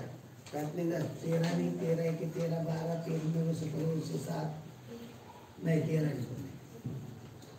इथं गेस करा वाटल्यात मग इथं पर्यायकट पद्धत वापरा. पर्याय वापरून तुम्हाला ते सोडवावं लागेल. एवढे अवघड गणित येतात आपल्याला. 55चं उत्तर दुसरा पर्याय 6 इथे घेतले. इथे 6 घेतले तर येते का पाहा आपण. गुणाकार करूया आपण. 6 हे बाजूला ठेवूया जरा. गुणाकार 7 × 14 4 41 7 × 28 आणि 1 29 तर 2 7 35 37 7 2 14 आणि 3 17 दशकाने गुणायचं आहे. 6 2 12 2 एक 8 मारून टाकायचे 1 6 24 आणि 25 5 4 2 7 30 आणि 2 32 4 3 6 2 12 आणि 3 15 शतकाने गुणायचे आहे. एकक दशक म्हणा 4 2 8 4 4 16 7 1 4 20 आणि 7 21 4 2 4 0 8 आणि 2 10 4 9 2 11 7 12 20 आणि 21 चले 2 6 4 2 8 आणि 2 10 7 17 5 6 7 आणि 8 1 1 येतो. कमी इथं 6 अंक घ्यावा लागेल. पर्याय क्रमांक 3. पुढे काय म्हटलंय पहा. समान छेद असणाऱ्या 3 अपूर्णांकांचे अंश अनुक्रमे 8 9 4 आहेत. त्याची बेरीज 7 येण्यासाठी प्रत्येकाचा छेद किती असतो. 8 9 4 याची बेरीज 7 दिलेली. छेद किती असते. छेदाची बेरीज होते का नाही. याची अंशाची बेरीज करा. 8 9 17 आणि 4 21. मी तर किती घेतले तर 7. या 7 ने 21 ला भागल्यावर उत्तर 3 येते. मग इथे कोणता घेतला काय अंक 3. पुढे 705 पैसे याची लेखन दशांश पूर्णांकात कसे करा. 705 पैसे याचे रुपये करायचे म्हणजे याला भागिले 100 करावं. 100 पैशाचा रुपया होता. इथे 2 शून्य दशांश चिन्ह 2 संख्येच्या अगोदर 7 दशांश चिन्ह म्हणजे 5 रुपये. 7.5 मीटर म्हणजे किती सेंटीमीटर. आता हे मीटरचे सेंटीमीटर करायचे. सेमी सेंटी देसी आणि मीटर. 1 मीटरचे मीटर सेंटीमीटर किती होतात 100. 8 मीटरचे 800. मग 7.5 म्हणजे किती होईल 775. पुढे पहा 50 किलोग्राम साखर 8 व्यक्तींना समान वाटली तर प्रत्येकाला किती साखर मिळेल. 8 व्यक्तींना 50 किलो साखर वाटायची. ते 50 भागिले 8 करावं लागेल म्हणजे किलोमध्ये उत्तर येईल. आणि मग त्याच्यातून आपण दशांश चिन्हात करू. जे इथे किलोमध्ये उत्तर काढू आणि सगळे पर्याय किलोमध्ये आहे. 50 किलोग्राम साखर आणि 8 जणांना वाटायची भागिले 8. 8 × 48 म्हणजे 6 किलो झाले. बाकी किती राहिले 2. 2 वर मनाचा शून्य घेतला. हे भागावर इकडे लिहितो. 6 8 8 तिला बाकी राहिली 2. 2 वर मनाचा शून्य घेतला म्हणून दशांश चिन्ह. 8 2 16 बाकी राहिली 4. 4 वर पुन्हा मनाचा शून्य घेतला 40 8 म्हणजे 6 दशांश चिन्ह 2 5 किलोग्रॅम म्हणजे 6 किलो 250 ग्रॅम किंवा 6.25 किलोग्रॅम. पर्याय क्रमांक 2. 60वा सरस्वती विद्यालयाचा सांस्कृतिक कार्यक्रम दुपारी 3 वाजून 35 मिनिटांनी सुरू झाला. रात्री 10 वाजून 20 मिनिटांनी संपला. तर तो कार्यक्रम किती वेळ चालला. सुटलेली वेळ 10 वाजून 20 मिनिटं. त्यातनं सुरू झालेला वेळ 3:35 वजा करायची. 20 मिनिटात 35 मिनिटं जातील का? नाही. मग इथं काय करायला पाहिजे? इथनं हातचा घेतला पाहिजे. इथनं हातचा घेतला इथे 9 तास राहिले. 60 मिनिटं जरी एका तास आहे याच्यामध्ये मिळवा. 60 20 80 मिनिट. 80 मिनिटामधनं हे 35 मिनिटं वाजतात. शून्यातनं 5 जात नाही, मनाचा सगळ्या 2 टका 10 4 गेले 5, 8 4 गेले 4, 9 3 गेले 6 तास आणि 45 मिनिटं. याला व्यवहारात काय म्हणतात? 6:15 तास चालतो. एक वर्षी स्वातंत्र्य दिन सोमवारी आला तर त्या वर्षी कोणते दिवस सोमवारी येते? स्वातंत्र्य दिनाचा स्वातंत्र्य दिनाला इथं स्वातंत्र्य दिन इथं काय आहे? स्वाशी बाटी. स्वाशी बाटी. स्वा म्हणजे स्वातंत्र्य दिन, शी म्हणजे शिक्षक दिन, बा म्हणजे बाल दिन आणि टिळक पुण्यतिथी म्हणजे 1 ऑगस्ट. बालदिन कधी असतो? 14 नोव्हेंबर. शिक्षक दिन 5 सप्टेंबर. म्हणजे 5 सप्टेंबरचा शिक्षक दिन, बालदिन आणि टिळक पुण्यतिथी. अपर्याय टिळक पुण्यतिथी येणार आहे, बालदिन पण येणार आहे, शिक्षक दिन पण येणार आहे. त्यामुळे ब क तिन्ही योग्य पर्याय क्रमांक 4. खालील अपूर्णांकातील वेगळ्या किमतीचा अपूर्णांक 20/50, 27/45, 14/35, 24/60. त्याच्यामध्ये काय म्हणलंय? वेगळ्या किमतीचा अपूर्णांक वाचायचा. म्हणजे वेगळ्या याला संक्षिप्त करून दिल्याशिवाय कळणार नाही आपल्याला. उठतो उठ तिकडा उठ. उठला का दप्तर घेऊन तर बाहेरच्या खोलीत जाऊन बस. काय सांगितलं त्याला?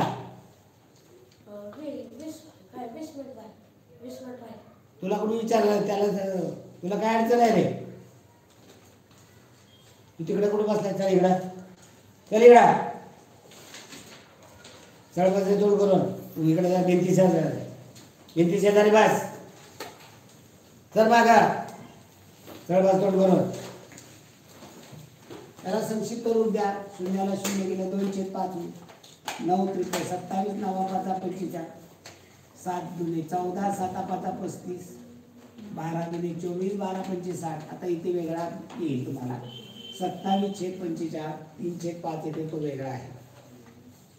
पुढे काय म्हणले? 40.04 वजा चौकट बरोबर 11.272. यातनं ही संख्या वजा केल्या हे येते. हे वजा तिकडे आधी केलेली ही इकडे घेतो तर वजा होतो. म्हणजे काय होईल? 40.04 वजा 11.272 बरोबर चौकट. ही वजाबाकी करायची. 40.04 मांडा. दुसरी संख्या मांडताना दशांशचिन्ह खाली दशांशचिन्ह अगोदर 11 1 11 मांडा.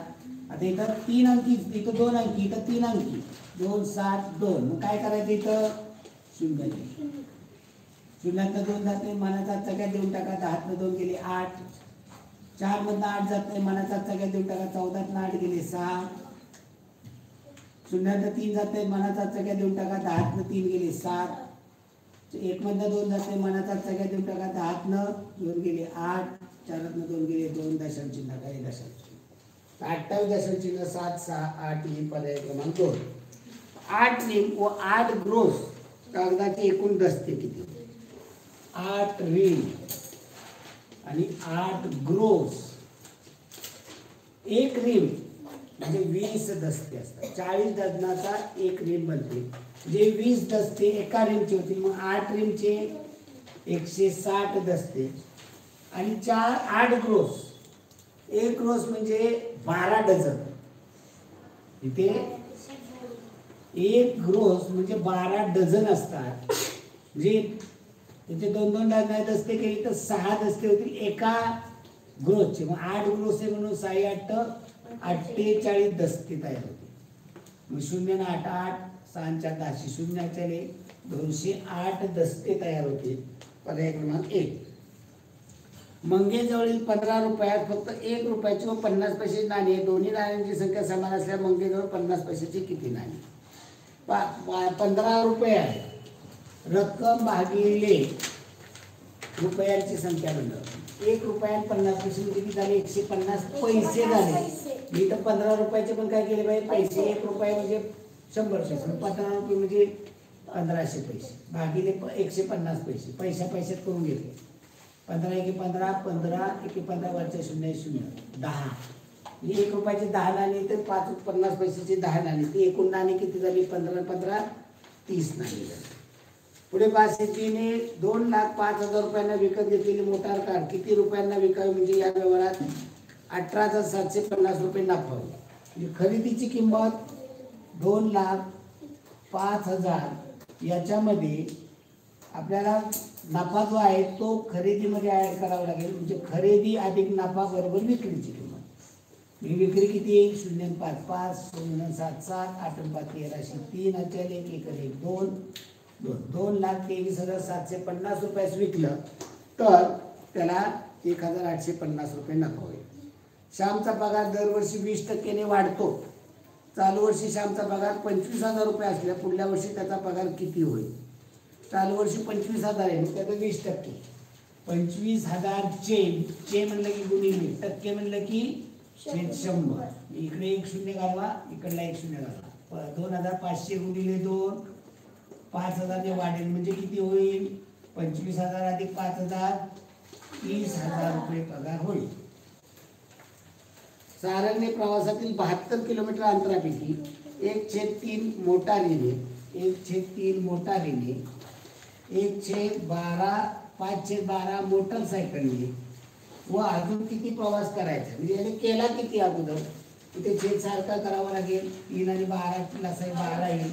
याची 4 पट होईल. छेदाची 4 पट अंशाची 4 पट 4 अंशाची इथे 1 पट आहे. छेदाची 1 पट अंशाची 1 पट 5 9/12 प्रवास केला. राहिला किती त्याचा? 6/12. म्हणजे याला गुणिले 72 केले की तुम्हाला उत्तर येणार आहे किती केला. आपल्याला विचारले किती करायचंय, राहिले किती? 12/12 म्हणजे सगळा झाला. मग त्यातनं 9/12 गेले म्हणजे 3/12 करायचा आहे अजून गुणिले 72 72 साहित्रिक 18 किलोमीटर त्याला अजून प्रवास करायचा आहे. पुढे 1200 चे 40% बरोबर किती? 1200 चे 40% टक्के म्हणलं की गुणिले असतात. 1200 चे 40%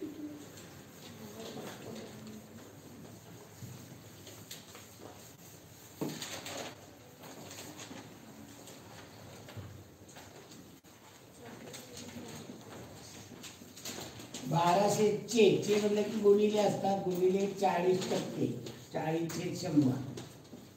इकडे 1 0 घालवा, इकडला 1 0 घालवा. 120 चौक 12 चौक 48 वरचा 0 द्या 480 येते. 500 रुपयात विकत घेतलेले एक वस्तू 625 रुपयात विकली. तीच वस्तू दुसऱ्यांदा 375 रुपयात विकली तर या व्यवहारात एकूण किती नफा किंवा तोटा झाला? म्हणजे एक वस्तू 500 रुपयाची 625 ला विकली. विक्रीमधनं खरेदी वजा केली तर काय झालं? 125 रुपये नफा झाला. दुसरा एक जर ग्राहक आला, ही 625 ची वस्तू त्याला 375 रुपयाला विकली तर या व्यवहारात त्याला काय झाला? विक्रीमधनं 375 खरेदी 500 आणि त्यानंतर 375 ला विकली म्हणजे इथं कमी किंमत मिळाली. तोटा झाला. किती झाला? 0तनं 5 जात नाही, मनाचा राहिला 10तनं 5 गेले 5, 0तनं 8 जात नाही, मनाचा राहिला 10तनं 8 गेले 2, 5तनं 4 गेले. एवढा तोटा झाला. म्हणजे इथे म्हणजे आता इथे 125 तोटा, इथे 125 नफा झालाय. मग आपल्याला इथं काय विचारलं होतं? एकूण नफा किंवा तोटा. मग 500 रुपयाची एक वस्तू तिथे 125 रुपये नफा आणि दुसरी 500 रुपयाची वस्तू त्याला 125 रुपये तोटा. म्हणजे इथे खरेदीची किंमत झाली असती दोन्हीची 1000 आणि विक्रीची दोन्ही वस्तूची 625 आणि 375 1000. खरेदीची किंमत 1000, विक्रीची किंमत 1000. म्हणजे काय झाला? तोटा पण झाला नाही, नफा पण झाला नाही. ना नफा ना तोटा. एका रकमेचे एका वर्षाचे ठराविक दराने सरळ व्याज 500 रुपये होते तर त्याच रकमेचे 10 वर्षाचे सरळ व्याज किती? एका वर्षाचे 500 रुपये. मग 10 वर्षाचे एका वर्षाचे 500 रुपये. मग 10 वर्षाची याची 10 पट झाली की याची 10 पट होईल. 5,000 रुपये व्याज होईल. पेंटोमिनो ही गडणी तयार करण्यासाठी किती पृष्ठ लागतात? पेंटोमिनो म्हणजे 5 ची खंडी असते. म्हणजे आपले बॉक्स हे मोकळं ठेवलेलं आहे, याला म्हणतात पेंटोमिनो. याला किती पृष्ठ असतात? 5. आपला क्यूब तयार करायचा असतो त्याला 6 पृष्ठ असतात. इथं 5 प्रश्न आहेत, त्यामुळे 72वा पेंटोमिनो. 73वा आकृतीबंध पूर्ण करायचा आहे. काय झालेलं आहे इथे? तो हा आकार पहा उलटा होत गेलाय. पहिल्यांदा असा आहे, नंतर तो उलटा झाला असा, नंतर पुन्हा असा झाला, म्हणजे पुन्हा तो उलटा होईल असा. नंतर काय झाले? इथे पहिल्यांदा चौकोन आहे, तो दुसऱ्या आकृतीत इथे गेला, तिसऱ्या आकृतीत पुन्हा या ठिकाणी गेला, म्हणजे चौथ्या आकृतीत या ठिकाणी. नंतर त्रिकोण पहा, पहिल्या आकृतीत या ठिकाणी त्रिकोण आहे, दुसऱ्या आकृतीत वरती गेला, तिसऱ्या आकृतीत पुन्हा खाली गेला, म्हणजे चौथ्या आकृतीत वर जाईल.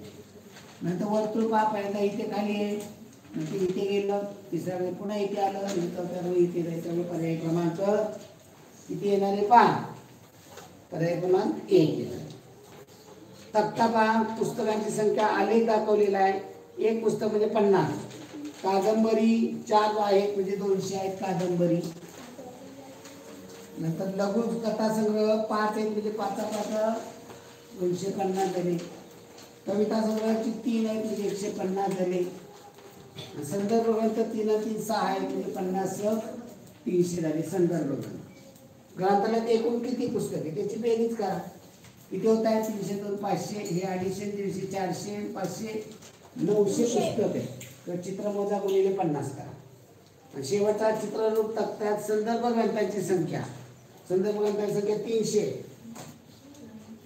12 चिन्हांनी दर्शवली. तर कादंबरीची संख्या किती चिन्हांनी दर्शवावी लागेल? जर काही 12 चिन्हांनी दाखवायचे म्हणलं, त्याला 12 भागिले केलं तर तुम्हाला किती उत्तर येणार आहे? 25 येणार आहे. म्हणजे 300 संख्या 25 पट करावी लागते.